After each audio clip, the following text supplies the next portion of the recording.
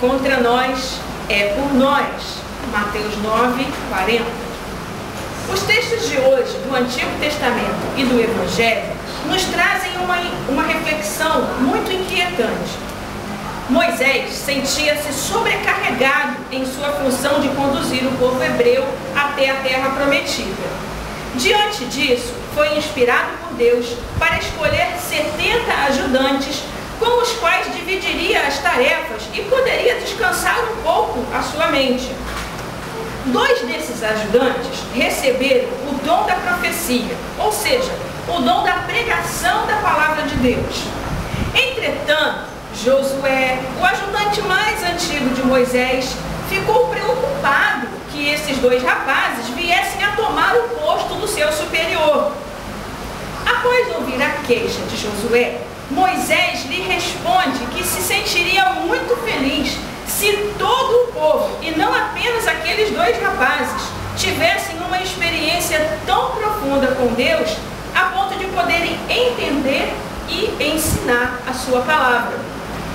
Da mesma forma, séculos após esse evento no deserto, São João Apóstolo veio preocupado, muito preocupado.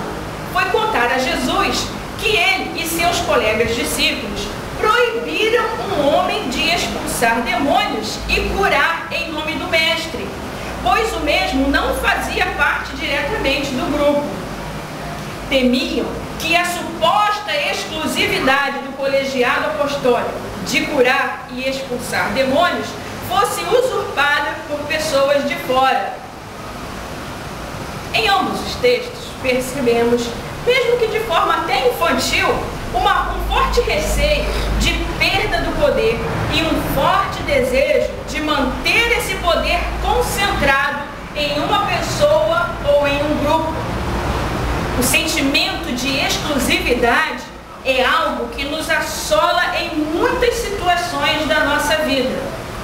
Infelizmente, ele também é encontrado nos grupos religiosos, como lemos nos textos de hoje. Entretanto, a exemplo de Jesus e Moisés, precisamos abrir nossos olhos para a verdadeira dimensão do reino de Deus. Quem não é contra o reino é a favor dele. Mesmo que não esteja formalmente inscrita no rol de membros de alguma congregação, se a pessoa ama a Deus acima de tudo e ao próximo como a si mesmo, zela pela criação de Deus como parte de si, ela também faz parte do reino de Deus. Isso é impactante, derruba muitos paradigmas equivocados e nos coloca frente a frente como uma realidade com a qual quase nunca paramos para pensar. O reino de Deus é muito maior do que qualquer religião. Para combater esse sentimento tão negativo que insiste em habitar em nossas congregações e nas nossas vidas pessoais, temos o conselho de São Tiago, apóstolo, no texto separado para hoje, na epístola.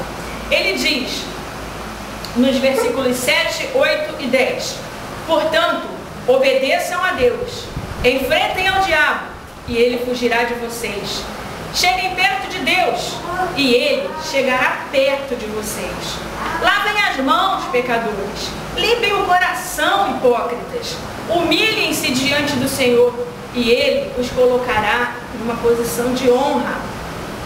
A busca da humildade e da proximidade de Deus podem fazer de nós pessoas melhores, mais compreensivas e mais inclusivas.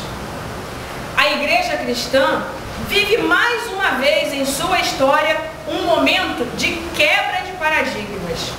As escrituras continuam as mesmas, mas a nossa compreensão, tal como aconteceu há muitíssimos anos atrás com o apóstolo Paulo, ela deve ser renovada pela ação do Espírito Santo.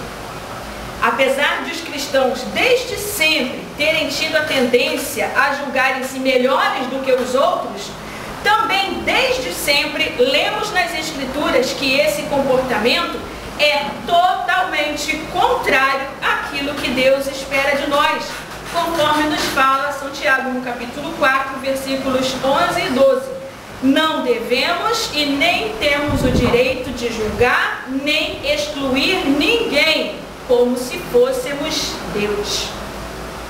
Vivemos um momento de abertura ao outro, de preocupação e ação em favor do meio ambiente, de inclusão dos excluídos.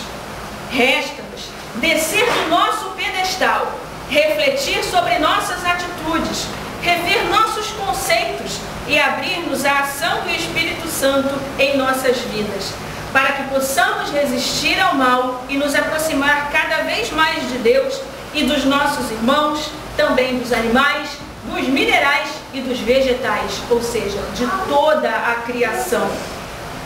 Que nós sejamos pessoas mais humildes e tementes a Deus, como foram os santos mártires que comemoramos hoje a sua morte, São Cosme e São Damião, que morreram no ano de 303 da nossa era, porque eles não negaram a sua fé em Cristo.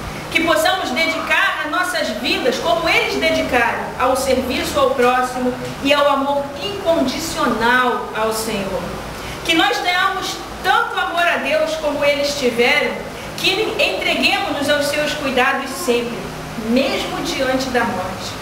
Que a nossa fé seja viva e sempre acompanhada de boas ações, como nos recomenda São Tiago no capítulo 2, versículo 17. Que Deus nos abençoe. Amém.